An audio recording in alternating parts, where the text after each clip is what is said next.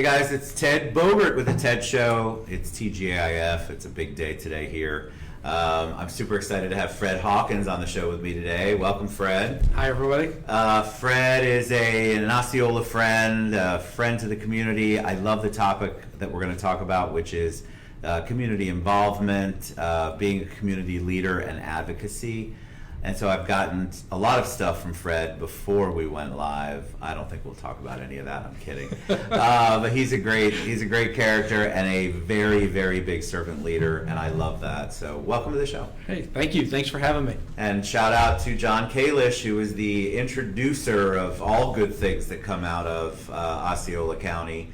I'm very excited to work with him. He's a great guy. And we were talking about you, John, so shout out to you today.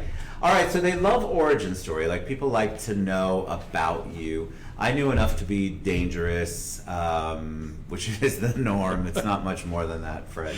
So tell them a little bit about you. So, married with one 16-year-old daughter, but going back a ways, my family's been in Osceola County since the early 70s. My father came here from Ohio. I was about 2 or 3 years old, and went back up north for college, undergrad, University of Akron, pre-law, political science, and then came back and worked in a family business with my father, and my father's done very well. And what's your dad investing. do? But now he's pretty much retired. He likes to dabble in real estate and everything, but my dad actually, what most people know is junkyards. My dad used to do auto salvage, towing, mechanical, and everybody laughs saying, your dad's a junk man, but he did very well in it and invested. There's a lot of money in junk, my friend. Back in the day, there definitely was, and taught me well.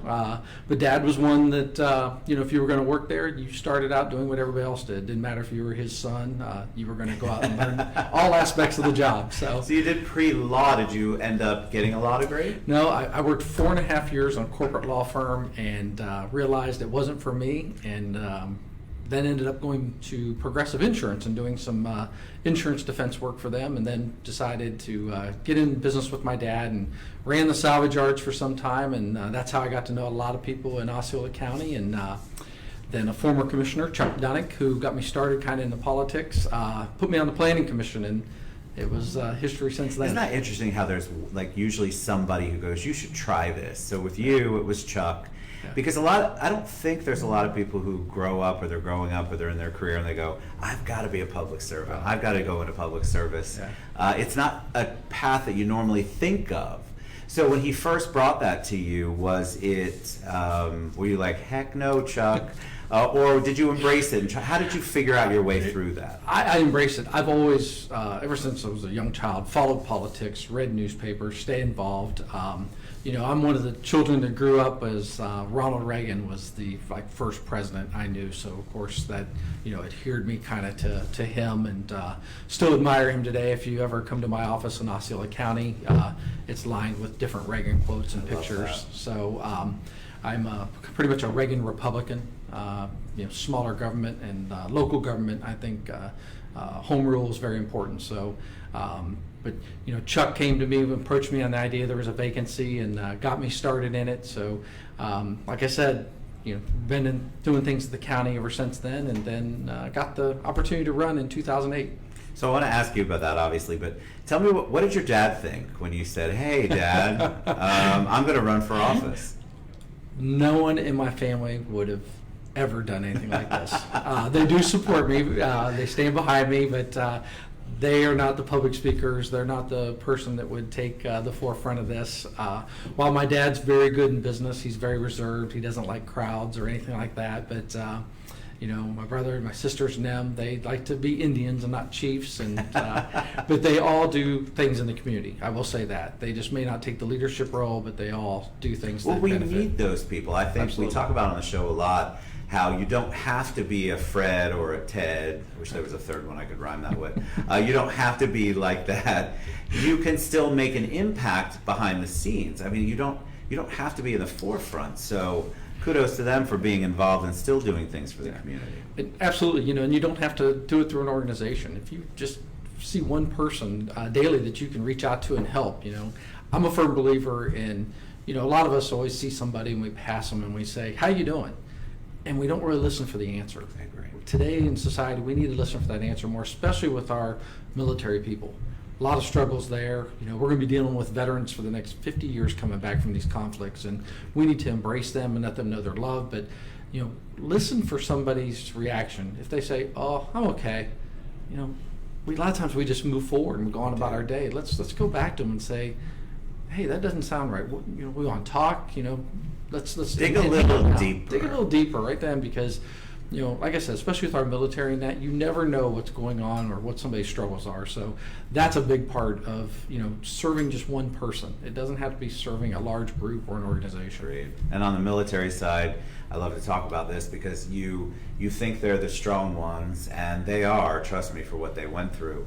But it's so important to check on the ones, even the ones that Absolutely. are strong, the ones that are active in the VA or active in the military group.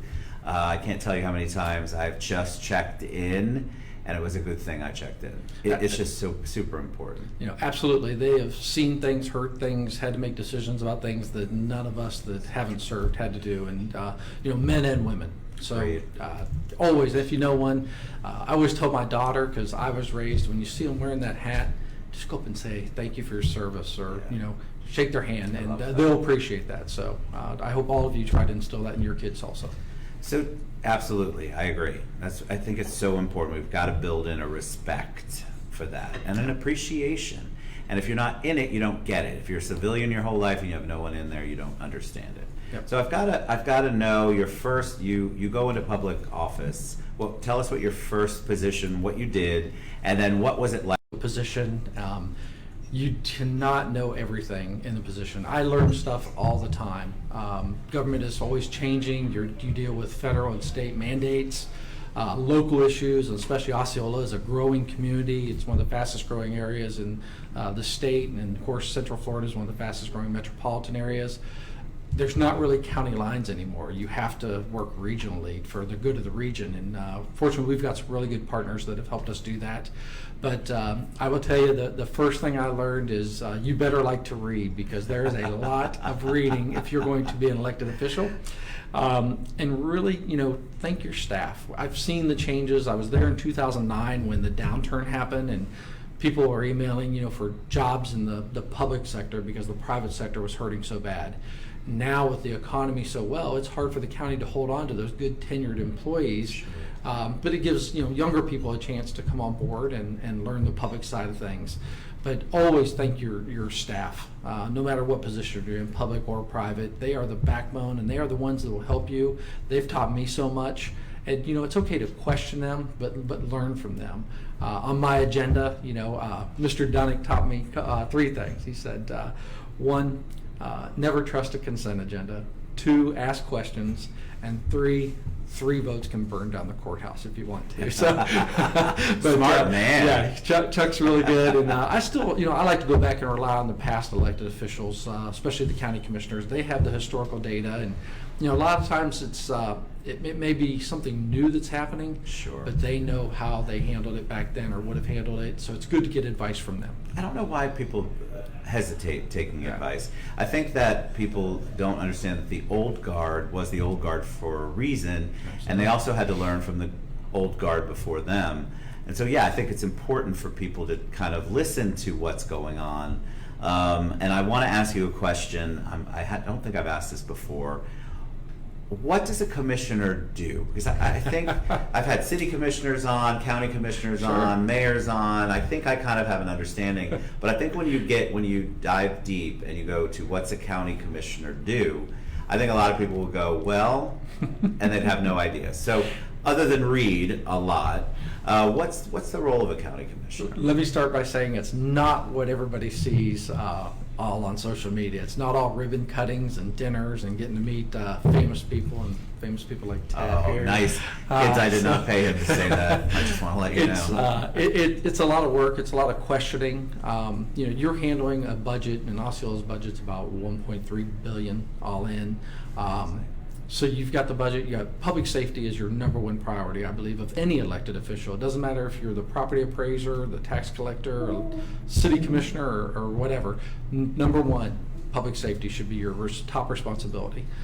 you form the budget. That's your yearly goals. You have to do that, but you're in control of road and bridge, your animal control, and Osceola is kind of unique because the commissioners run the jail. It's not the sheriff's office like most tax collector and supervisor of election and clerk of court. So they're kind of independent, but we all work together. But there's a lot of things I get emails about that. About a certain road or a certain policy and things like that I will refer to the state if it's them or put that person in contact. I love to be responsive. Staff is always telling me, and I'm not bragging on myself, I will respond. I like to be responsive to emails and phone calls. I'm kind of OCD at the end of the day. I've got to have everything opened up or addressed. Oh my God, don't look at my email box on my phone then.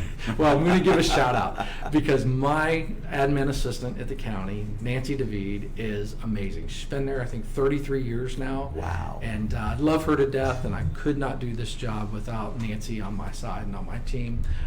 She probably knows where I'm at and what I need to go to more than what my wife does. So she helps keep our schedule straight, and also with my private sector job, she has to know where I'm at in doing that. So wait, you have a amazing. private sector job? I do. So I think people also don't understand that. So county commission doesn't pay 7 figures. So you have a I like yours is better. I was going to say real job, but you have a private sector job. Right. How do you balance that? It's tough. I will tell you, in the private sector, you have to have good people around you. I surround myself with the smartest people I can.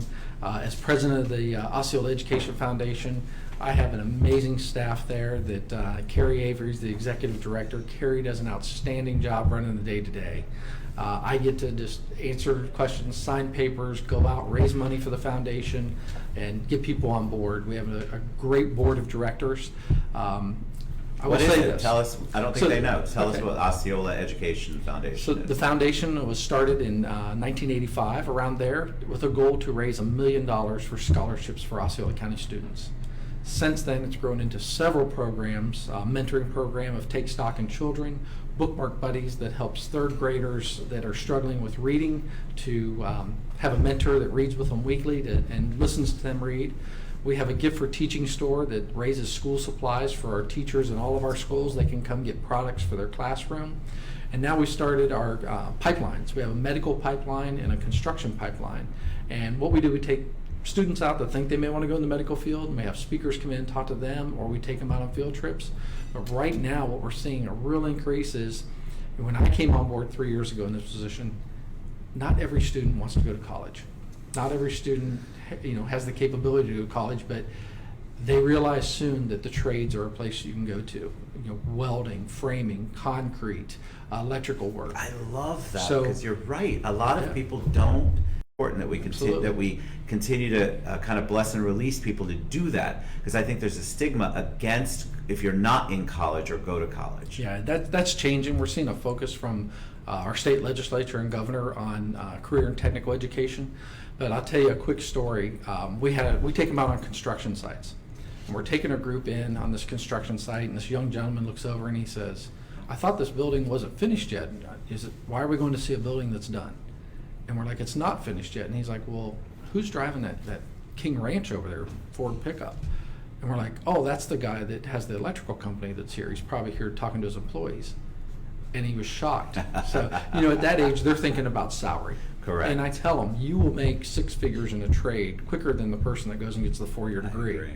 So it spurs their interest, and now we're giving scholarships for kids to go to those career and technical schools. Last spring, the Education Foundation gave out over $600,000 in scholarships to Osceola County students. So we're growing, and we do it all off of corporate support and sponsorship, grants, and people that just give. We have one family that the man and woman didn't have any children, and they left their property to us, which we sold to the school district. Wow. And we banked that money. That's awesome. We have a golf tournament we do for our scholarships in November. We just completed it. We just netted $115,000. Wow. And that's all going to go to And scholarships. one golf tournament? Yes, it's very well done. That's amazing. The staff's got it down. Great sponsorship, great participation.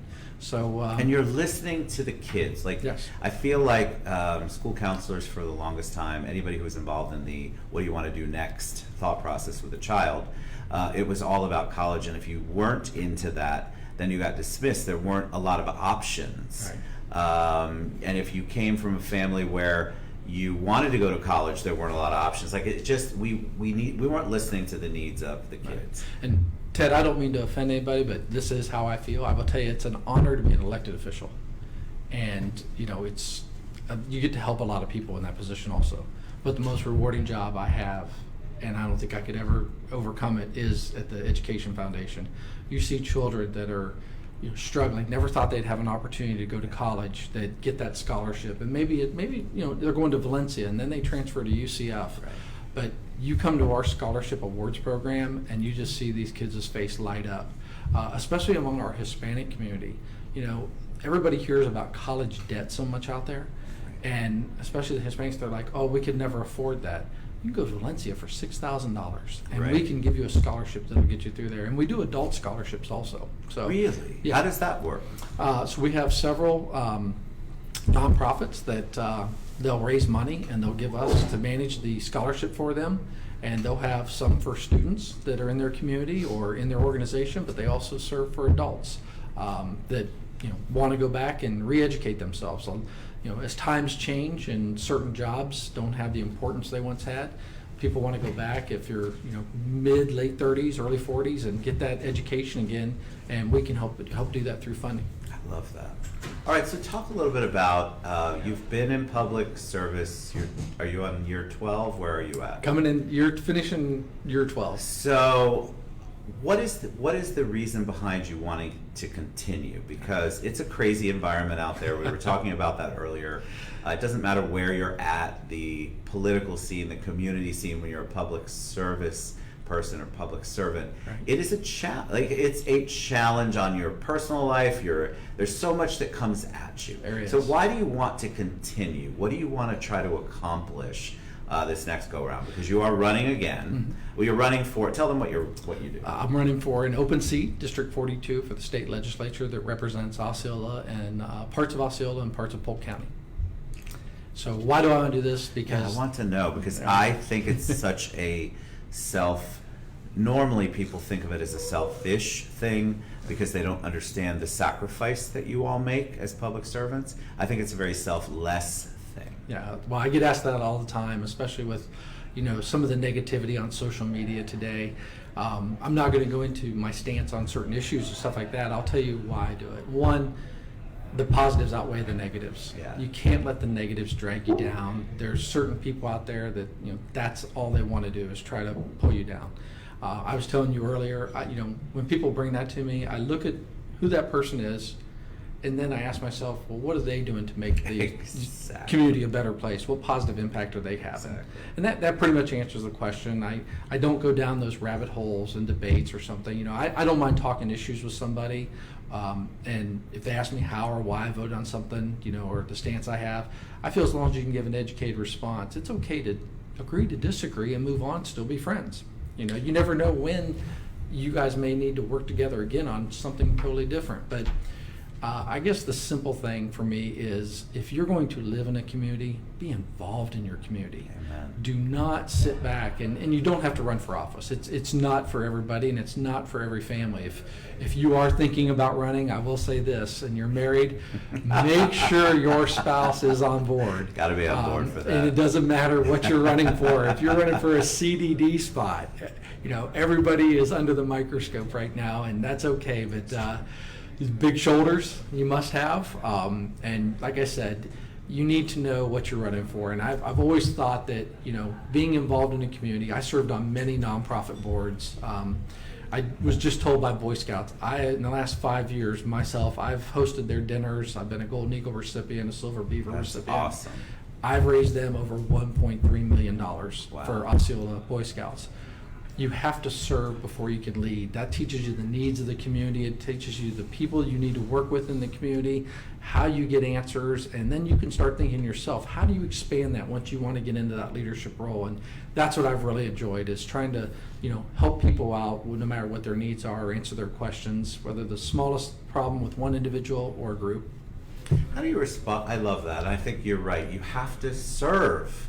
So get out there and serve. And again, we talk about it almost every day. It doesn't mean you have to cut a check. Your time is so precious, so give that time. Most organizations are just, they are short-staffed, they have a lot of need, and they need people and bodies just as much, if not more sometimes, than they need the cash that comes in. So one of the things that I think a lot of people have a misconception about is that all politicians have been bought. And I'm not trying to call you a politician, because I really hate that word.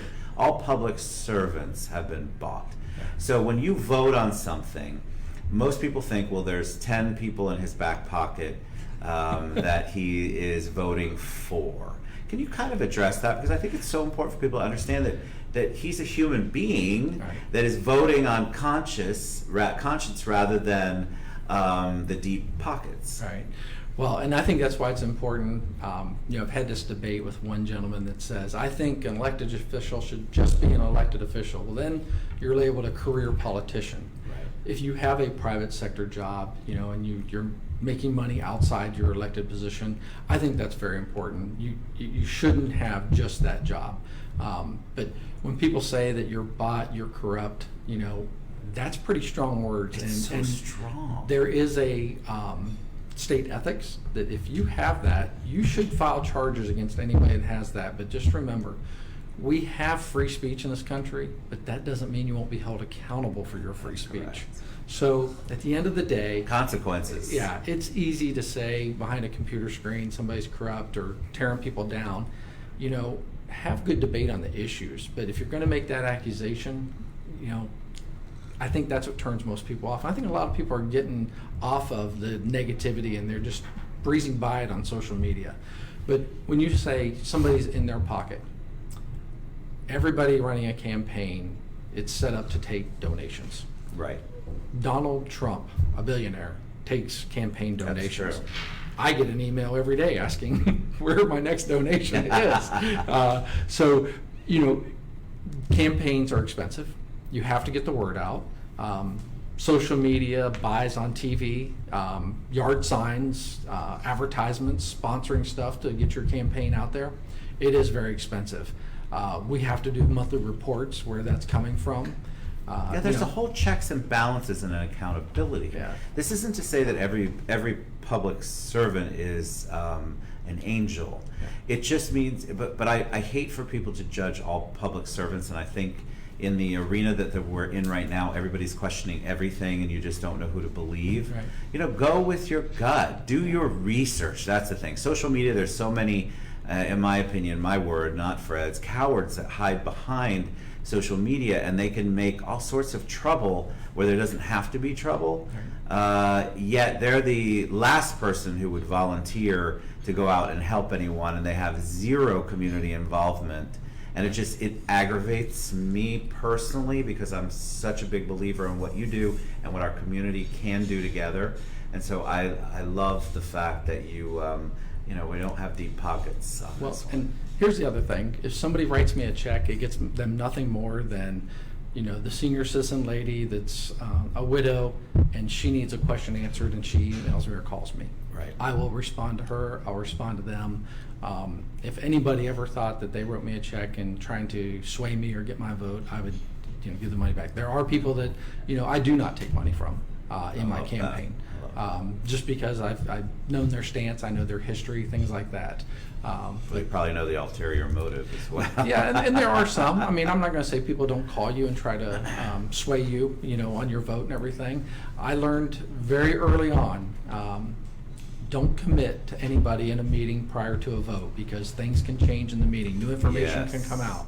Yep. And I had to go talk to a friend afterwards because I had done that, and I learned a great lesson. So if you are an elected official out there, or you're thinking about running, that would be one of my number one strong advice to you, is once you're in office, hear everybody out, but I would not commit to how you're going to vote to anything until you get into that public meeting. Love that. All right, so we're going to share all of Fred's contact information, how you can learn more about him, how you can learn more about the office that he's running for, and I mean, you've got so much. You're out there. I know you're on social media, so you're good at it. And I think it's good for people to be able to find you and kind of see what you're at. Do your research, people. Okay. every day I want to encourage people to do that. All right, so we're big on gratitude on the show and giving shouts out and speaking it out loud about how we're grateful for people. So can you give a shout out to somebody or some people who have made an impact on you in your personal or professional life? Absolutely. My two biggest are my father, Fred Hawkins Jr., and my mom, Marilyn Hawkins. My dad, very street smart, self-made man, taught me business, taught me how the real world works. But then I have the compassionate side of my mom. She's an angel. She taught you how to care for people, how to look for people's good in them, and how to embrace people and help those maybe that are down on their luck. So I've got the best of both worlds in my parents. I have a tremendous wife that stands by me. She understands the jobs I do and how busy it can be. A daughter that's outstanding. Outside of my family, my church, I have a wonderful pastor that's there to talk to all the time, an accountability partner, and a men's small group that keeps me straight, holds me accountable, is not afraid to ask me questions, the tough questions. Love that. Whether it's politics or just about holding me accountable in my personal life. And if you don't have men surrounding you like that, I really recommend it. If you're a guy, So true. Females, I know you should do the same. Anytime you have somebody that can maybe see you going down the wrong path before you hit rock bottom and can get you straight and say, hey, just want to tell you I don't like what I'm hearing, or I heard this, and it not turn into an angry, never talk to them again conversation. Correct. That's what you need. Those are the kind of friends you want to surround yourself with. So I have plenty of them, and I think that Florida is the best place to live, and so do 1,000 other people a day moving here. We absolutely love it. And like I said, it's an honor. Thank you for having me here today. What a joy. I appreciate you coming on. I appreciate you just sharing everything. I loved our conversation before. I think that whenever I can talk to somebody and they can share the things like that, you have to understand that everybody who's running for public office is human first, and they have other jobs, they have family, they have commitments, and so they're doing this. The majority of them, I believe in the good as well. They're doing it for the right reasons, and so you were a joy to have on. Thank you so much, Fred. Thank you. So happy Friday to everybody. Have a beautiful, wonderful weekend. We love you guys so much, and we'll see you next week. We got a lot of cool stuff going on, but reach out to Fred, look him up, and find out what he's got going on. See you guys later. Mwah.